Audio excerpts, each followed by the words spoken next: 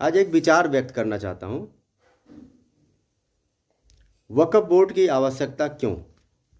जब भारत की आज़ादी की बात चल रही थी तब धर्म के आधार पर विवाद हो रहा था। समस्या का समाधान निकल नहीं पाने की वजह से देश का बंटवारा हो गया और एक धर्म के लोगों को पाकिस्तान प्लस बांग्लादेश प्रदान किया गया और दूसरे धर्म के लोगों को भारत मिला। बंटवारे का नियम यही था कि 100% स्थानांतरण होना है और जो भी जमीन उनकी उस देश में पड़ी है उस पर सरकार का हक होगा। धर्म को धारण करने योग्य शांत स्वभाव, संस्कृति, मर्यादा, सर्वधर्म समभाव आदि के आधार पर संविधान लिखा गया, जिसका आधार और संस्कार मर्यादा पुरुषोत्तम राम थे। राम से तात्पर्य आदर्श त्याग बलिदान से है, ना कि किसी धर्म से। वह संविधान बहुत ही सुंदर था जो मूल संविधान था।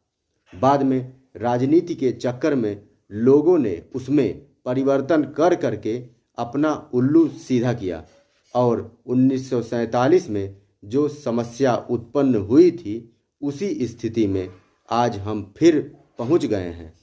शिक्षा से उन समस्याओं का समाधान होना चाहिए था जिसके भीमराव अंबेडकर जी समर्थक थे, परंतु उनकी बातों को भी दबा दिया गया और भारत में बहुत सी जमीनों पर सरकार का नियंत्रण न होकर केवल राजनीतिज्ञों का नियंत्रण होने लगा।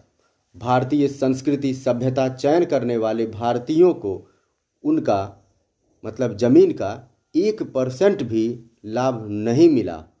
पौधारोपण ही उन जमीनों पर अगर हुआ होता तो कम से कम ऑक्सीजन और फल ही मिलता, परंतु वह भी नहीं हुआ।